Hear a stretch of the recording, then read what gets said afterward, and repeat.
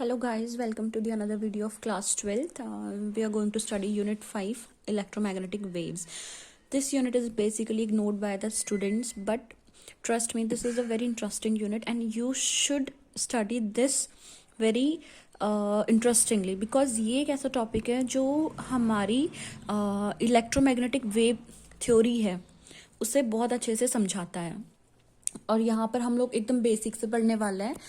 तो सबसे पहले इसमें जो टॉपिक है इलेक्ट्रोमैग्नेटिक वेव्स में वो है हमारा inconsistency of ampere circuital law. Ampere circuital law से आप सभी वाकिफ होते हैं, ठीक है, लेकिन उस एम्पियर सर्कुटल लॉ में हमारा कुछ इनकंसिस्टेंसी आई थी, वो इस टॉपिक में एक्सप्लेन की गई है, ठीक है। तो यहाँ पर हमारा क्या है, बेसिकली हमने यहाँ पर क्या किया है, consider two circular plates P and Q. दो सर्कुलर प्लेट्स हमने कंसिडर करी हैं जो कि है P and Q. Okay, now we consider two loops C1 and C2। दो लूप हमने कंसिडर किए हैं C1 and C2। C1 lies behind the P। C1 जो है वो P के पीछे है around the conductor, okay. And जो C2 है वो lies between the plates P and Q, और जो C2 है वो P और Q के बीच में सेटअप करी हुई है, ठीक है। तो अब हम क्या करेंगे, on applying Ampere circuital law for loop C1। अब इस लूप C1 में हम एम्पियर सर्कुटल लॉ लगाएंगे। एम्पियर सर्कुटल लॉ हमारा क्या कहता है, line integral of magnetic field around any close loop is mu naught times the current enclosed by that loop. ये हमारा स्टेटमेंट है एम्पियर सर्कुटल लॉ का, जो ये कहता है कि जो हमारा लाइन इंटीग्रल होता है अराउंड एनी क्लोज्ड लूप, वो हमारा क्या होता है, ये क्या है, line integral of magnetic field. इसे हम ऐसे पढ़ेंगे फॉर्मूले में। मैं बेसिकली वो स्टेटमेंट यहाँ पे लिख ही देती हूँ एम्पियर सर्कुटल लॉ का। वो स्टेटमेंट हमारा है, line integral of magnetic field around any closed loop is mu naught times the current enclosed by that loop. Okay, line integral of magnetic field का जो लाइन इंटीग्रल है around any closed loop is what, mu naught times the current enclosed by that loop. Okay, तो statement हमने ये ampere circuital law किसके लिए लगाया है, लूप C1 के लिए। तो लाइन इंटीग्रल ऑफ C1, ठीक है, around any close loop B dot DL is equals to mu naught I. और ऐसे ही C2 के लिए अगर हम ये लगाएंगे तो हमारा क्या हो जाएगा, ये देखिए C2 के लिए अगर हम लगाएंगे तो ये हो जाएगा B dot DL, line integral of close loop of C2 B dot DL is equals to mu naught into zero. Zero क्यों, क्योंकि ये हमारा एयर पे है, तो यहाँ पर हमारा क्या है, कोई भी कंडक्टर के कांटेक्ट में नहीं है, इसलिए इसमें करंट जीरो है, इसलिए ये हमारा जीरो आ गया। So but according to Maxwell, जो मैक्सवेल थे हमारे साइंटिस्ट, उनके अकॉर्डिंग अगर C1 और C2 दोनों क्या हों, एक दूसरे के नज़दीक हों, तो हमारा क्या होंगे, इन दोनों में सेम हमारा क्या होगा, मैग्नेटिक फील्ड होगा। ओके, दोबारा मैं रिपीट करती हूँ कि अगर हमारा C1 और C2 ये दोनों क्लोज हों तो इन दोनों में क्या होगा, बराबर हमारा क्या होगा, मैग्नेटिक फील्ड होगा। तो hence Maxwell conclude that ampere circuital law is inconsistent. तो इसी रिलेशनशिप की वजह से हमारे जो सर मैक्सवेल थे उन्होंने ये कंक्लूड किया था कि जो हमारा एम्पियर सर्कुटल लॉ है, क्योंकि एम्पियर सर्कुटल लॉ के अकॉर्डिंग तो ये वाला पार्ट जीरो हो रहा था, बट मैक्सवेल के अकॉर्डिंग ये वाला पार्ट इसके इक्वल हो रहा था। सेकेंड जो सिचुएशन है वो फर्स्ट सिचुएशन के इक्वल हो रही थी, तो इसीलिए उन्होंने ये बोला कि जो एम्पियर सर्कुटल लॉ है वो इनकंसिस्टेंट है। और इस लॉ को कंसिस्टेंट बनाने के लिए तो मैक्सवेल ने क्या किया, एक आइडिया दिया, किसका, डिस्प्लेसमेंट करंट का। Very interesting topic. देखिए, डिस्प्लेसमेंट करंट नाम से पता चल रहा है कि हमने बोला कि यहाँ पर हमारी कोई करंट नहीं है। जब करंट नहीं है तो ये हमारा जीरो होगा, इसका जो मैग्नेटिक फील्ड होगा, ठीक है। लेकिन एक नया कॉन्सेप्ट आया, डिस्प्लेसमेंट करंट, ठीक है। डिस्प्लेसमेंट करंट मतलब कि करंट जो हुई है डिस्प्लेस हुई है और इसमें से भी करंट हमारी पास हो रही है। तो मैक्सवेल ने ये आइडिया दिया था, अगर डिस्प्लेसमेंट करंट होगी तभी ये दोनों क्या होंगे, आपस में इक्वल होंगे, ठीक है, इनका जो मैग्नेटिक फील्ड होगा। तो जो मैक्सवेल थे उन्होंने डिस्प्लेसमेंट करंट का आइडिया दिया था, तो उनके अकॉर्डिंग क्या था कि according to Maxwell displacement current is produced in a region, एक ऐसे रीजन में प्रोड्यूस होती है जहां पर जो हमारा इलेक्ट्रिक फील्ड होता है, या हम कह सकते हैं इलेक्ट्रिक फ्लक्स होता है, वो changes with time and it is given by, देखिए उन्होंने इसका एक फॉर्मूला भी दिया था डिस्प्लेसमेंट करंट, जहां पर जो ID है वो क्या है, हमारा डिस्प्लेसमेंट करंट है।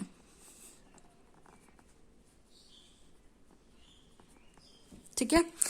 तो उन्होंने ये बोला कि और ये कब होगा, बोला उन्होंने डिस्प्लेसमेंट करंट जब हमारा क्या होगा अब देखो यहाँ से क्या है, प्लेट्स है हमारी क्या है, इनमें इलेक्ट्रिसिटी पास हो रही है, तो यहाँ से हमारे क्या हो रहा होगा, इलेक्ट्रिक फ्लक्स भी पास हो रहा होगा, है ना। इसकी फ्लक्स क्या होती है, इलेक्ट्रिक फील्ड लाइंस पास हो रही होती है, तो ये इलेक्ट्रिक फील्ड लाइंस इन दोनों से निकले और इसे भी क्रॉस कर रही है, इसीलिए इसमें भी हमारा क्या हो रहा है, जो हमारी करंट है डिस्प्लेसमेंट करंट वो प्रोड्यूस हो रही है। और जो डिस्प्लेसमेंट करंट है वो किसके इक्वल है, हमारी epsilon naught D phi by D T of electric field. Okay, तो मैक्सवेल ने मॉडिफाई किया एम्पियर सर्कुटल लॉ। उन्होंने ये बोला कि जो हमारा line integral of magnetic field around any close loop होगा वो mu naught times the current enclosed नहीं होगा, mu naught times the current enclosed, मतलब कौन कौन सी करंट होंगी, एक तो नॉर्मल करंट जो सर्किट से पास हो रही है, जो ये वाली करंट है, ठीक है, आई करंट है, ये पास हो रही है, और दूसरा जो डिस्प्लेसमेंट करंट का कॉन्सेप्ट उन्होंने इंट्रोड्यूस किया उसके इक्वल होगा। तो यही था हमारा एम्पियर मैक्सवेल लॉ, और इसे इन्होंने बोला एम्पियर मैक्सवेल लॉ या इसे बोला modified ampere circuital law. Okay, तो उन्होंने ये बोला कि line integral of magnetic field around any close loop is mu naught times the normal current enclosed plus displacement current, इन दोनों का सम होगा, उसके इक्वल होगा। ओके, अब आता है हमारा, अब ये कंसिस्टेंट है या नहीं ये वाला लॉ हमारा, तो इसे भी हम लोग चेक करते हैं। तो consistency of ampere circuital law, तो इसे वेरीफाई करने के लिए उन्होंने क्या किया, on applying Ampere circuital law for loop C1, इस लूप C, अब दोनों लूप्स में हम लोग क्या करेंगे, ये जो एम्पियर मैक्सवेल लॉ है इसे हम अप्लाई करेंगे। Okay, so on applying Ampere circuital law for loop C1 वही आया, B dot D L is equals to mu naught I plus I D, जहाँ पे आई डी जो है वो हमारी डिस्प्लेसमेंट करंट है जिसकी जो हमारा C2 पे इंड्यूस हुई है। But for loop C1 I D जो है वो 0 है, क्योंकि आई डी 0 इसलिए है, डिस्प्लेसमेंट करंट इधर इंड्यूस नहीं हुई है, डिस्प्लेसमेंट करंट इसके लिए इंड्यूस हुई है, इसलिए इसके लिए आईडी जो है वो 0 है, डिस्प्लेसमेंट करंट जो है वो 0 है, क्योंकि इस पे आई करंट पास हो रही है। ठीक है, तो ये हमारा क्या बना, close integral of C1 B dot D L is equals to mu naught I, क्योंकि ये हमारा 0 है। अब C2 लूप के लिए क्या है, हमारा आई 0 है, क्योंकि उसमें आई प्रेजेंट नहीं है ना, देखिए इसमें आई प्रेजेंट नहीं है, इसमें हमारा डिस्प्लेसमेंट करंट प्रेजेंट है, तो ये हमारा बन जाएगा, ठीक है, ये होता है एम्पियर मैक्सवेल लॉ, लेकिन इस पे आई 0 है तो ये हो जाएगा mu naught D I D के इक्वल। और आई डी की वैल्यू क्या होती है, हमने अभी देखी थी कि जो हमारा आई डी है इक्वल्स टू होता है हमारा epsilon naught D phi by D T of electric field, है ना, तो ये वो वैल्यू हमने यहाँ पे रख दी, epsilon naught D phi by D T of electric field. ठीक है, ऑल्सो हमें पता है जो हमारा क्या होता है, फाई होता है, उसकी वैल्यू होती है ई डॉट डी ए। ठीक है, तो ई डॉट डी ए होती है, तो ये हो गया हमारा mu naught epsilon not E dot D by D T of E A cos 0 degree. ठीक है, उन दोनों के बीच का एंगल क्या है, 0 है, और तो यहाँ से epsilon naught mu not epsilon naught D by D T of E A cos 0 1 होता है, क्योंकि mu naught epsilon naught D by D T of क्या हो जाएगा हमारा, ई को हम क्या लिख सकते हैं, sigma upon epsilon naught of A. ठीक है, क्योंकि सरफेस चार्ज की बात की जा रही है, यहाँ पे सरफेस चार्ज का डिस्ट्रीब्यूशन हमारा होता है सिग्मा अपॉन एप्सिलॉन नॉट।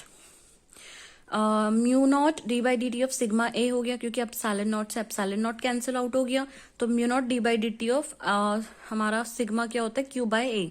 ठीक है, और सिग्मा की वैल्यू होती है Q by A, charge per unit area, surface charge distribution होता है ये हमारा। और ठीक है, तो Q by A of A, फिर से ए कैंसिल हो गया, तो B dot D L is equals to mu naught, तो ये हो गया D Q upon D T, क्योंकि ए हमारा कैंसिल हो गया, और हमें पता है आई जो हमारा करंट होता है I is equals to D Q upon D T होता है, तो फिर से D Q upon D T is equals to mu naught I. तो यहाँ से हमारा प्रूफ हो गया कि जो आई डी और जो दोनों इक्वेशंस है वो आपस में इक्वल हो गई है ना। देखिए, तो यही तो उन्होंने बोला था मैक्सवेल सर ने, यहाँ पे हमने बताया था आपको कि मैक्सवेल का जो करेक्शन था उसमें उन्होंने ये चीज बोली थी कि ये होगा, बट अकॉर्डिंग टू एम्पियर सर्कुटल जो उन्होंने पहले दिया था, उन्होंने बोला था ये और ये आपस में इक्वल नहीं है, ये तो म्यू नॉट आई के इक्वल है, बट ये वाला जो सेकेंड लूप के लिए है, इस वाले लूप के लिए ये हमारा क्या है, 0 है। बट मैक्सवेल ने बोला करेक्शन करते हुए कि ये होगा, बट उन्होंने अपना करेक्शन वेरीफाई भी किया, इसकी वैल्यू भी म्यू नॉट आई के इक्वल आई और इसकी वैल्यू भी म्यू नॉट आई के इक्वल आई। ओके, तो इसलिए इन दोनों को आपस में इक्वल कर दिया, तो hence we conclude that Ampere Maxwell law is consistent. तो यहाँ से हमें पता चला कि मैक्सवेल एम्पियर लॉ जो है वो कंसिस्टेंट है। Thank you.